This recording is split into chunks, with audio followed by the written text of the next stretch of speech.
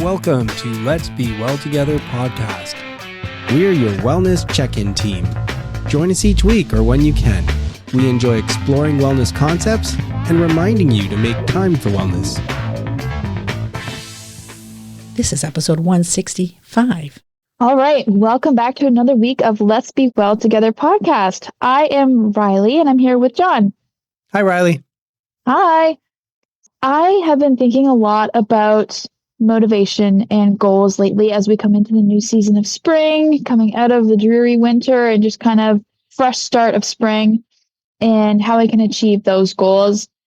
Part of that is the idea of believing something will happen and how it affects the outcomes of that goal. You know what I'm saying? Yeah, I do. And when you said you wanted to talk about this, I think the context is you were wondering, if I believe something will happen, can that in itself help make it happen? Exactly. Or is that just kind of a pipe dream? Yeah, exactly. I feel like it depends on who you ask. No matter who you ask, they'll have a different answer. And I think the more I've thought about it, the more I realize it's more of a placebo effect, I think, than anything else. That's too bad that you came up with that. I actually think that it makes a huge difference. It makes the outcome way more likely if you believe it's going to happen. Nonetheless, the placebo effect still works because every time I feel like I've tried it, the first example I could think of believing something that will happen will actually change the outcome is like back in elementary school in track and field where everyone would say, believe you can, when you're running that race, think you can do it and then you'll succeed. I just remember running around the track, believing I got to do it, and I did. But I have a hard time believing that it's anything more than a placebo. Well, let me tell you a little bit about some of my experiences. One of them is, and Sheila's always teasing me about this. She says, you're the luckiest person. You're so lucky. You're always lucky because, I'll win the door prize or get my name drawn for something or something will just happen.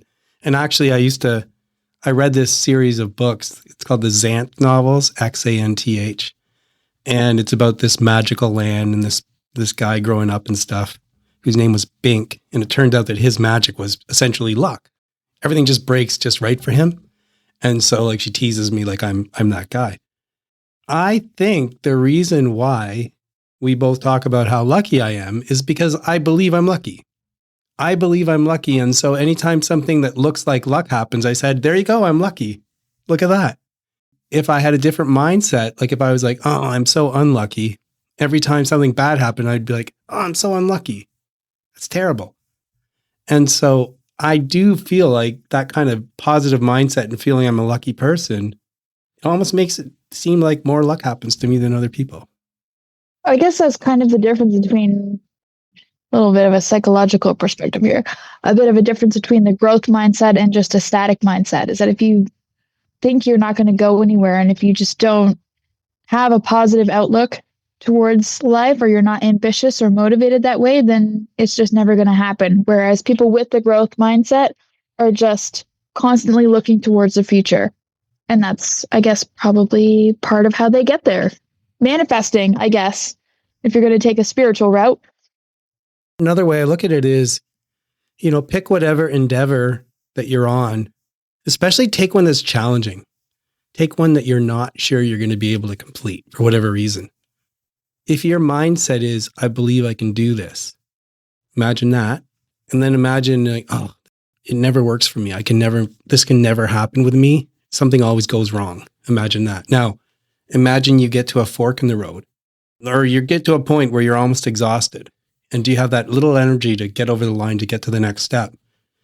In my life, if I have the attitude, I know I can do this, then that gives me that little bit of energy. If I have the attitude, this will never work, then I have an excuse to stop. And so I think that having that positive attitude, when you get to these roadblocks, having the positive attitude in my life helps me get through the roadblocks, or at least enhances my chances. That is one way of looking at it. I feel like every time I go and tell myself that I can do it, it's less of a motivation and I feel more like I'm jinxing it. I get so superstitious and paranoid that I think the more I believe that I'm going to do it, the less likely it is that it's going to happen because it's just going to jinx itself. Yeah, it sounds like what you're thinking of, for example, is something where it's not all in your control. So for example, you said a track meet that you could keep going and going and going, that was all within your control to a degree. Yeah. But let's say you want to get into a certain school program. That's not in your control. If you ask me if believing in it will make it more likely in that context, I'm not as sure. Because it's good to be optimistic. It's good to keep a positive attitude, but will that actually change the admission person's decision when they look at my application? I don't know. Right. Now we're almost diving into fate a little bit when it comes to things that you can't control. Does your perspective ultimately change that admission person's perspective on your application, or change, your manager's job about that position that you're applying for, or is it already written in the stars? Right. I don't think you can control that, but maybe if you believe it when you're doing the application, it affects what you say in your application. I just feel like in my life, it's always better to try and be optimistic. It always works out better if I believe in it, I'm optimistic, and I try and think positively. I feel like I always have better outcomes. And whether or not I do actually have better outcomes, or when I do have better outcomes, I'm like, yay, it worked. I don't know. But it sure feels like the better way to live my life than being pessimistic and not believing in myself. Yeah. Okay. You might have convinced me almost. We often hear that expression from Gretzky, you miss 100% of the shots you don't take, right? And that's another side to it too. So for example, if you don't believe in yourself, or you don't believe you're going to be successful, does that make you not even try? Yeah, you're already cutting yourself short even from the get-go. Right. So that's another way that believing in yourself, I think, might help. You might actually take the shot.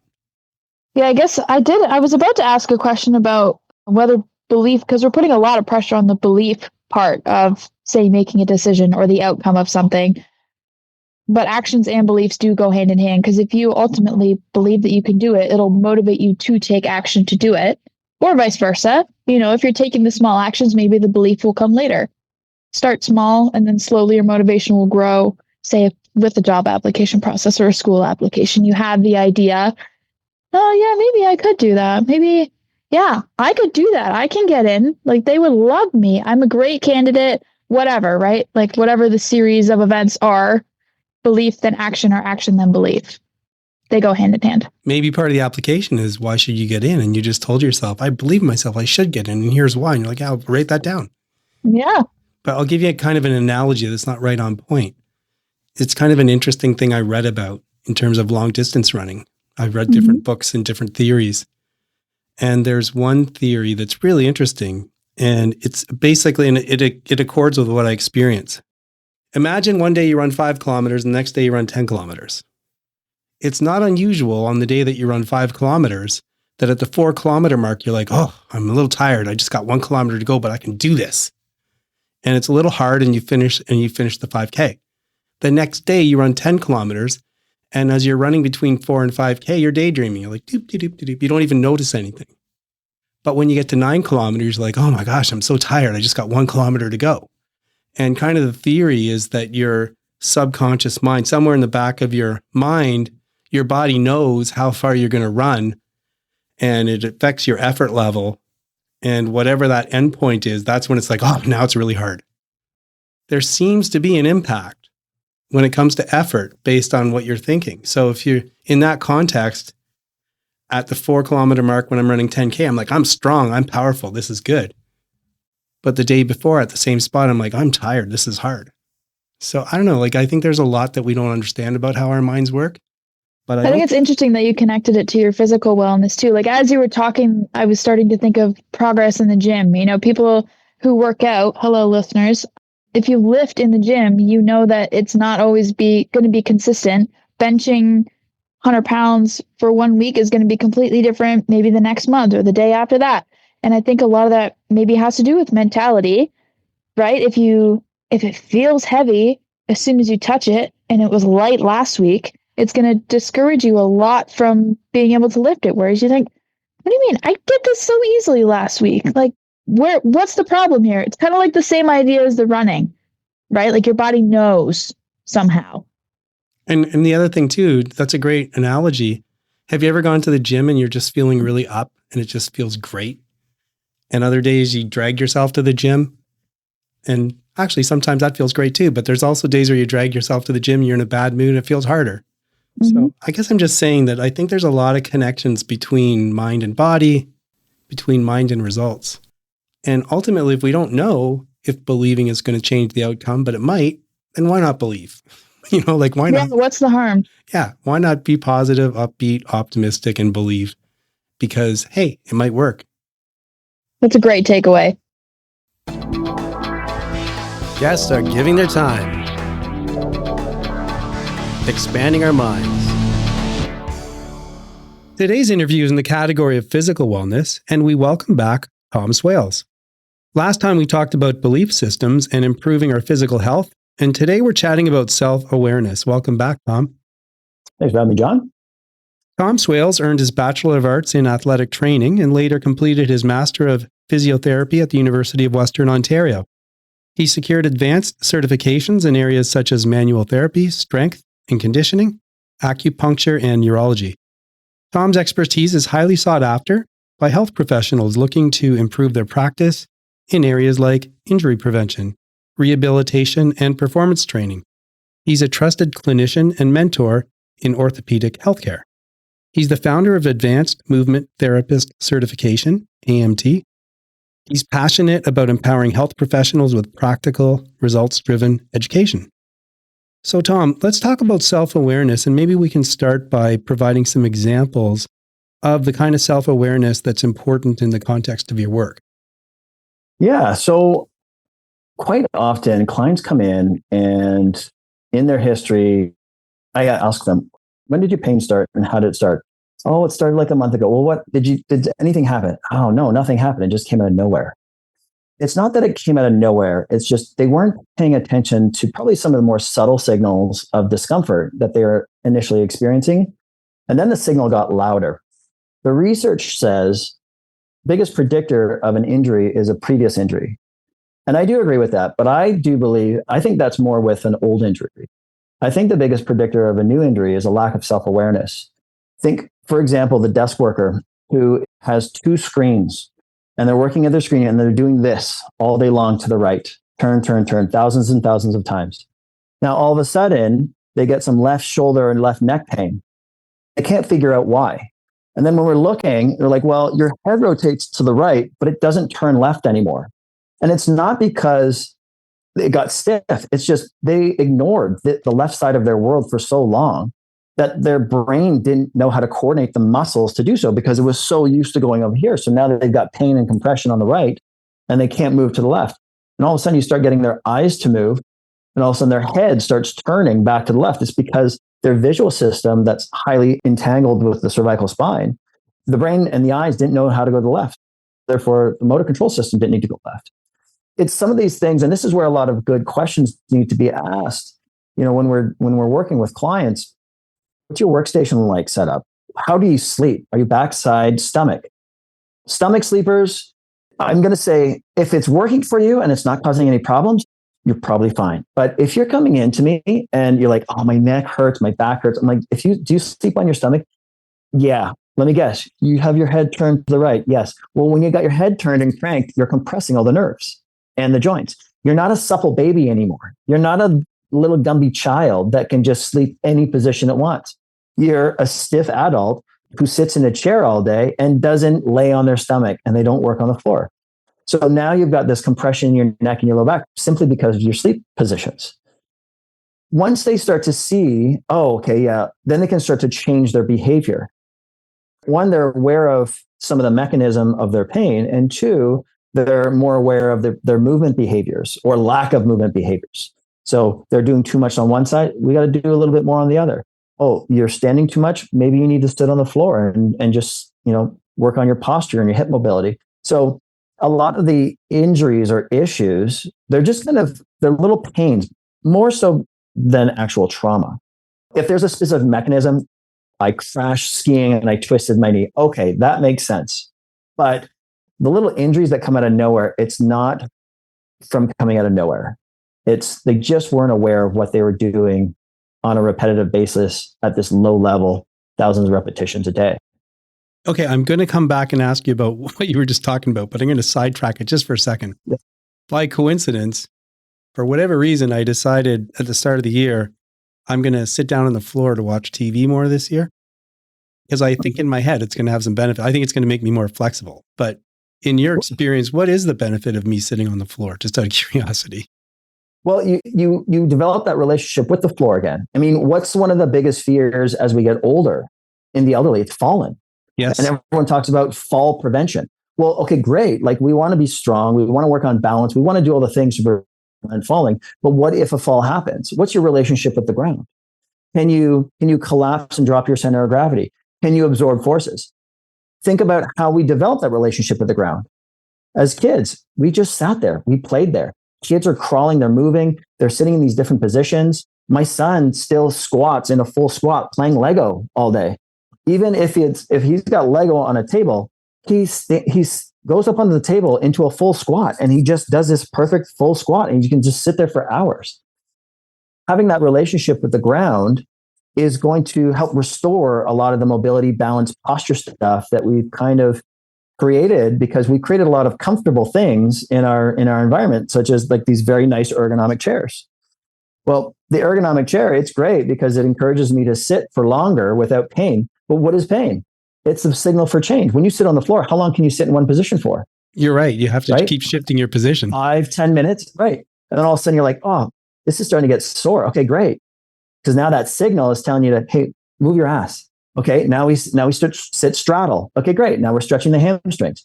We can do that for 5 minutes, and then we go shin box, and then we go cross-legged, and then maybe we go on our stomach. So that signal of discomfort is a signal to change your position. It's a signal to move, but we dampen that signal because we have all these comfortable things, and we don't move as much as we should. So sit on the floor and try and slouch. You can't do it. So what do you have to do? You got to use posture muscles. That's going to fix your posture, but it's also going to help mobilize your hips. It sounds like there's going to be a lot of benefits I had no clue that I get. So I'm going to try it and see how it works out. Going back then to self-awareness, are there kind of general tips that you can provide to people to try and become self-aware, or is it dependent on each person? It's just simple check-ins. In every assessment, we do a component of the assessment called the global movement scan. And it's simple. Can you bring your chin to your chest? Yes or no? Is there any pinch, pain, pull? If you can't get your chin down and there's tightness, we got to find out, well, why can't you do that? When you look up, is there any pinchiness back here?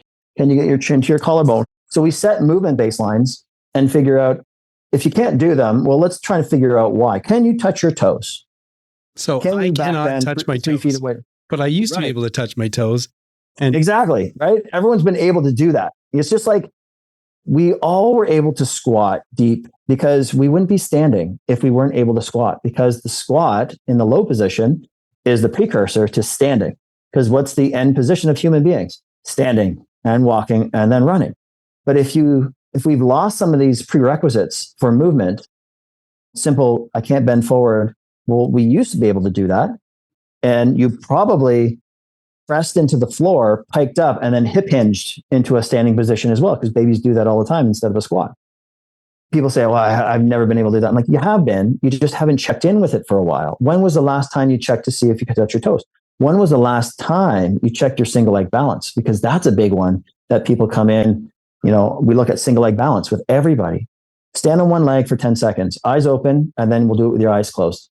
And a lot of times they're like, I didn't even realize my balance was so bad. I said, when was the last time you checked? And they're like, well, never. I was like, well, that's why you didn't know it was gone, because you never checked in with it. So if you have these kind of minimal entry movement baselines, or at least standards to check in with once in a while, then you can say, oh, I can't touch my toes. I got to do some of my exercises to get that back. You can use strength exercises. You can use certain weights. One of the strength exercises I do is, can I just step up to a barbell with 225 and lift it easily? It's just if I can't do it, I have to train to get that back. Can I do 50 push-ups in a row? If I can't do it, I have to train something to get that back. So if we don't have these movement baselines to check in with to see if we're declining, then we'll never know that it all of a sudden, where did it go? Well, if you never checked in, you're not going to know.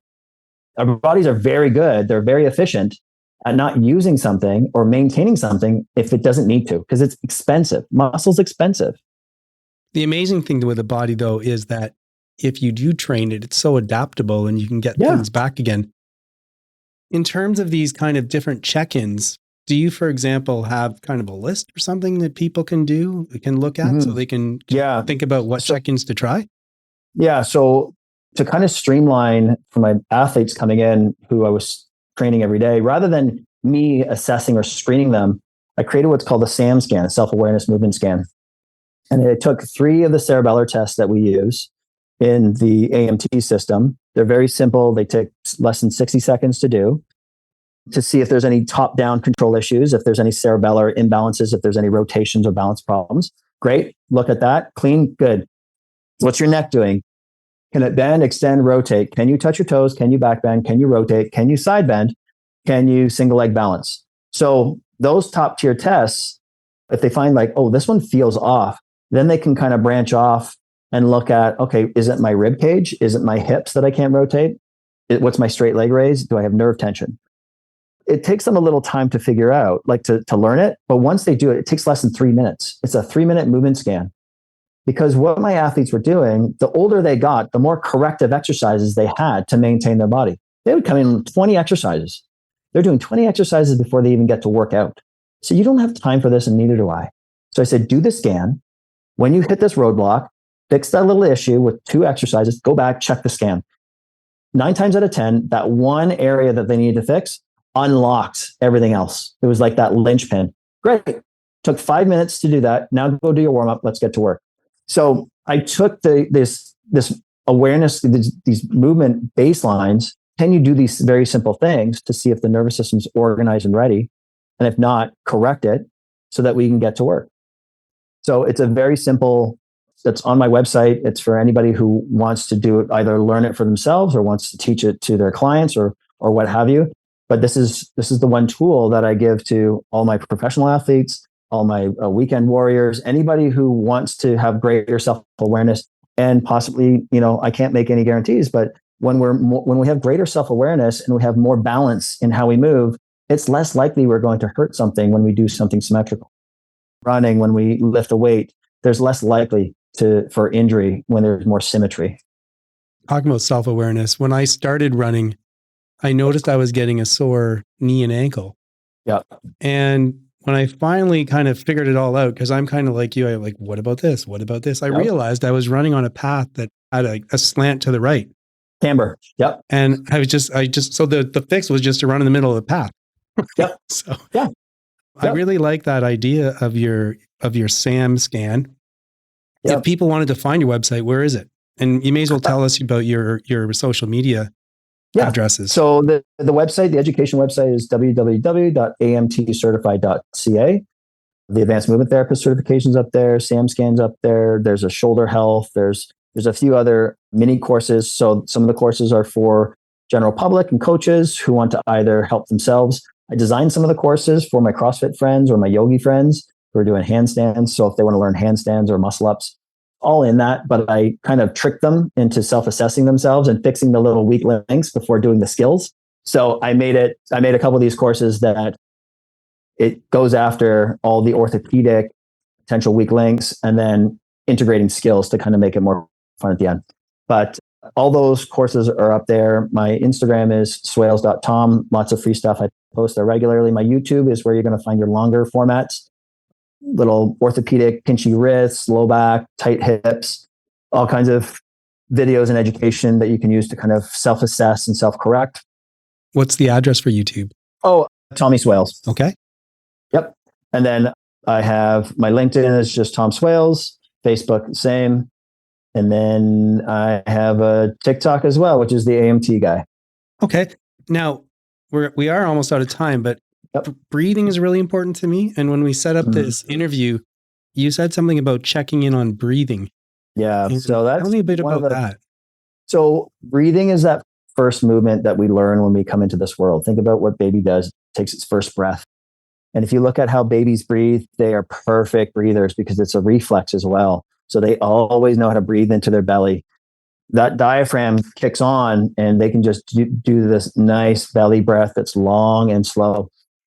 As we develop and we're not moving around as much as we should, we can get into these apical breathing patterns where we're breathing in our shoulders and into our neck. And then people are saying, oh, my shoulders are so tight. And I said, do you know where you're breathing into? And then I have them place their hand on their chest and one hand on their belly. And they're doing this. I said, do you know how many breaths you take in a day? So they're breathing into their chest. They're using their shoulders to help and their neck to breathe all day. I said, so you're doing about 24,000 shrugs. My neck would be really tight too. Once they're aware of how they're breathing, they can all of a sudden check in every hour. I said, okay, your homework is to check in your breathing every hour. Set a timer, one hand on your chest, one hand on your belly, see where you're breathing into. And then if you catch yourself breathing up in here, you owe yourself 10 belly breaths. 3 seconds in, 6 seconds out. And that's also going to shift their nervous system. So now everything relaxes. Okay, great. Now get on with your day. But then check in with that again later, because the more that they check in and they're aware of how they're breathing, it starts to become automatic. They don't have to check in. All of a sudden, it's just they're doing the thing. But it's that repetition that's required, but also those self-check-ins or that self-awareness scan.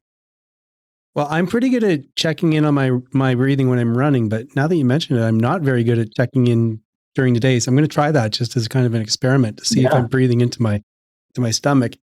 You know, you're just a font of information. It's not really fair for me to limit this to 15 minutes, but that's just the way our format is. So as you know from the last time, there's a question we ask every guest at the end. And it's the context where we all have different areas of wellness that are important to us, but there's not enough time to keep them all going at any given time. So we do a mini wellness check-in. So what about today, Tom? Are you currently neglecting an area of wellness in your life? And if so, can you think of even one thing you could do to foster wellness in that area?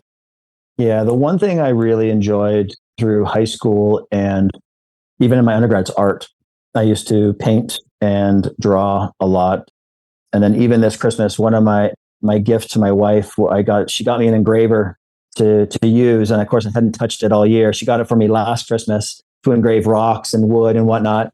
So then this Christmas, I'm like, you know what? I should probably use this gift that she got me to make her a gift. So I took one of her old cutting boards and I drew a portrait of our children on the cutting board. And then I wrote a poem on the back. I forgot how much I missed that. And in the process of writing my book right now, I'm writing a book called The Missing Piece. Anytime I kind of, lost focus or I felt like I wanted to be distracted, I went to go and just work on that art piece. And it's an interesting stack because it runs in the same mindset as, focused writing. And then you shift over to more art creativity and it regained that focus and that clarity for writing again. So it was like a nice neuro hack to stack those two things together. So, sorting out my office, I have a painting easel and pencil crayons and whatnot that I like to use as an art medium. So my goal is to start getting back into art. I'm jealous in a way, but I really shouldn't be, because even though I'm not a good artist, I could do art, even though maybe it's not going to look as good as what you end up doing, but I still might get the benefits. But when I was thinking about categories of wellness that were important to me, and then I started looking on the internet and I was reading books and what are areas that are important to other people, not too many people talked about art, but it's becoming more and more known to be connected with wellness. And I know for me, things like music and other things, when I need some help, they really do help. Yeah. So I never would have thought of the impact that you just mentioned, how that you could use creating art as a way to refocus in your writing, which by the way is a kind of art in itself.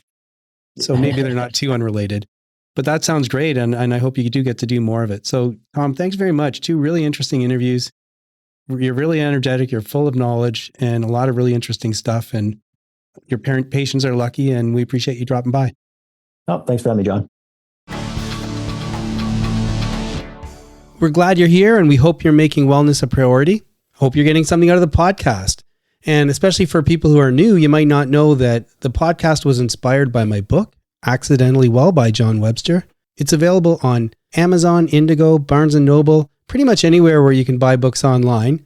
And this is my pitch for you to buy a copy and have a read. I think it'll enhance the experience of the podcast, and it will also help us defray some costs because it's really expensive putting out a podcast. So grab a copy if you can, and in the meantime, enjoy the rest of the show. There's a thought. Popped up while running. Regular listeners will have heard me talk about happiness and how in my life, it was actually a mask that prevented me from seeing that I was unwell. My experience was that I could be happy with lots of good things happening in my life with family and friends and work and everything else. And maybe because of that, I was overlooking really important areas of wellness. Didn't notice some categories, wasn't doing activities associated with others. And I'm the kind of person, I have these topics that I'm interested in. And so if I see articles or something about it, I'm like, hey, that looks interesting. Now, in this case, I only saw the headline, unfortunately, because I was busy, but I was thinking about it when I was on my long run. The title of the article was something to the effect, "Study finds that pursuing happiness makes people unhappy." That makes sense to me. And I did do a quick search when I got home. And there was an earlier study, not the one I had seen. It said something to the effect that people who are trying to find happiness and always working towards happiness and trying to figure out how to become happy, there are some downsides. And one of them, for example, is that it seems like there's not enough time in life. They never really get to that spot of happiness, and they keep trying to figure out what they're going to have to do to get there. And then it seems like they won't have time to do it. And time seems to fly. And that's a bit different than my experience, but still I can see how that would work. Another reminder, and I was thinking about how happiness is an emotion. There's a range of emotions. Sometimes I'm sad, and I should be. Sometimes I'm happy. And frankly, when that comes, it's often fleeting and somewhat unexpected. Something great happens and I get this rush, this great feeling. And often I can't hold it for an extended period of time. It's there while it lasts, and that's okay. So just going back to the theme that we come to often, which is the better thing in my life is for me to try and work on balance through all these activities, all the wellness categories. Sometimes I have balance and sometimes I lose it and I try and regain it, and I keep trying to work on that. But that seems to be more satisfying than trying to figure out what happiness is, trying to get there and trying to hang out there. I'll definitely savor that feeling of happiness when I feel it, but I won't let the desire to feel that distract me from my preferred goal of being intentional about my activities, trying to do the ones that nourish my categories of wellness, and try and get some balance.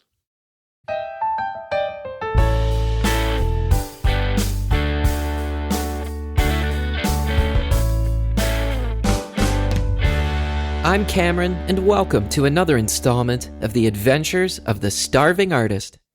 Unsurprisingly, there's a ton going on in my little corner of the world, and given the state of things in the world all around us, what with how things are looking in the United States, the war going on in Ukraine, the nuclear submarine France sent over to help protect us, climate change, the cost of living, I could go on.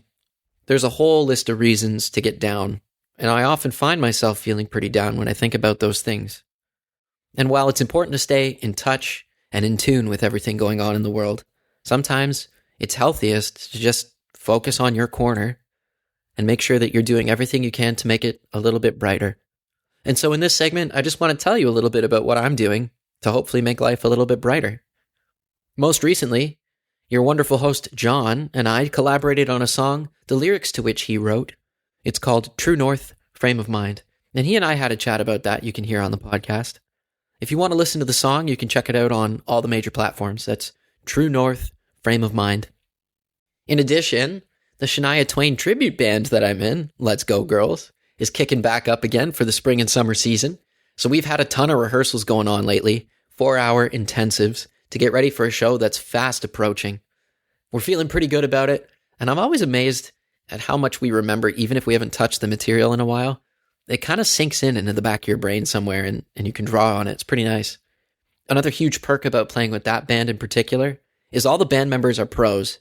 And so when we show up to a rehearsal, there's this, it's a code.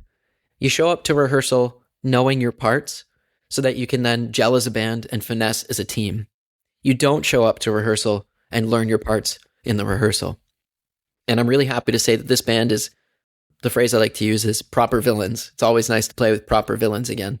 Everybody shows up knowing their stuff, and it's really nice. It makes things a lot more streamlined, and you can get a lot more done much more quickly. Plus, the time spent together, which can be hard to arrange, is more efficiently used to get the whole band up and running and get things moving instead of just fixing one part for one person. Additionally, the Bruce Springsteen tribute band, oh yeah, the boss that I'm in, is kicking back up as well.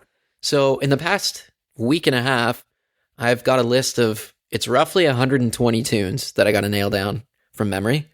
So I have my work cut out for me, but per the code, I fully intend to show up ready to rock at these rehearsals, and therefore, of course, ready to bring it to the shows. Some other really exciting stuff coming up in my world. In the next couple of weeks, I'll be headed back down to Tilsonburg and then over to Galt to do some recording and guest teaching.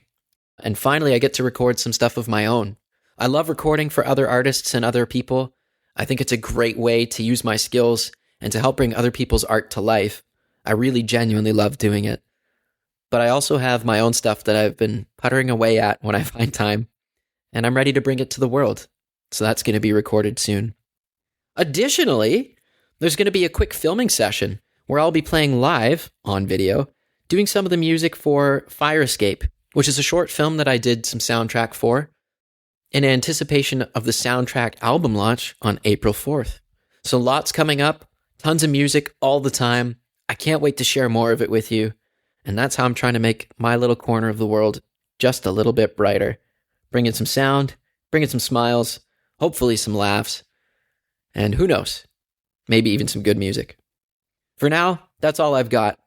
I look forward to updating you as things get recorded and released. Keep your stick on the ice. I'm Cameron. This is The Starving Artist. Until next time.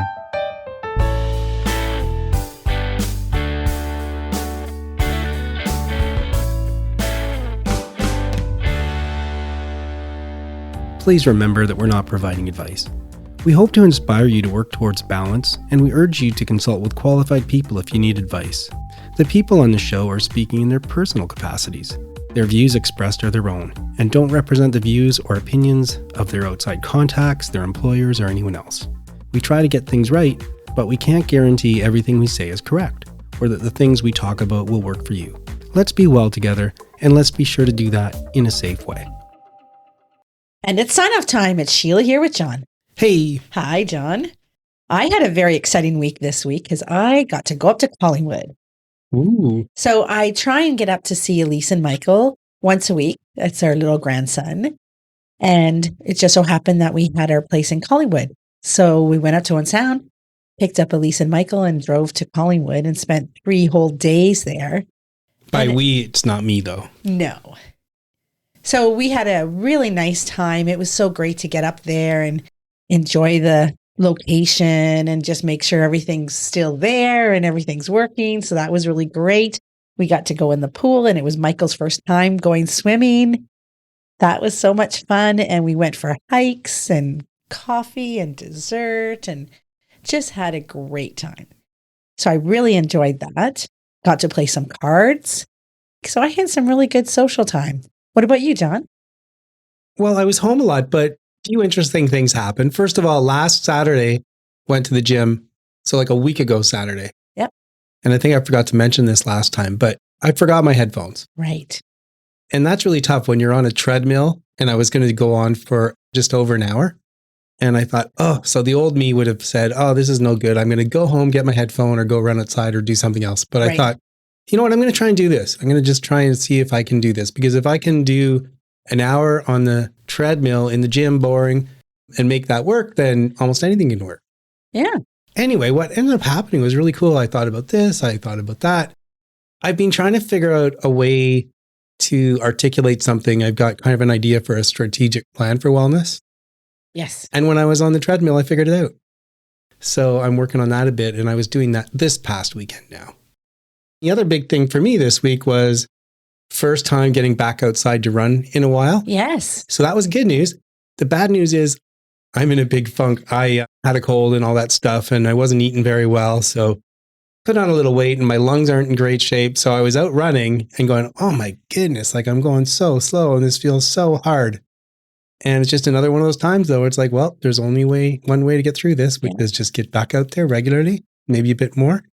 So while it was rough, I was really happy to be outside again. And I'm looking forward to more outdoor runs. So that was my week. And this week coming up, we do have a birthday. It's going to be Jeremy's birthday, our oldest son. So we'll be celebrating with him. Very good. Very good. Yeah. Okay. Well, we hope you guys all enjoyed the show and we hope to see you again soon. That is it for today's show. Please try and make wellness a priority. You deserve it. If you feel the need to talk to someone or ask for help, please do that. Accept yourself for the person you are. So long. Adieu. Auf Wiedersehen. Goodbye.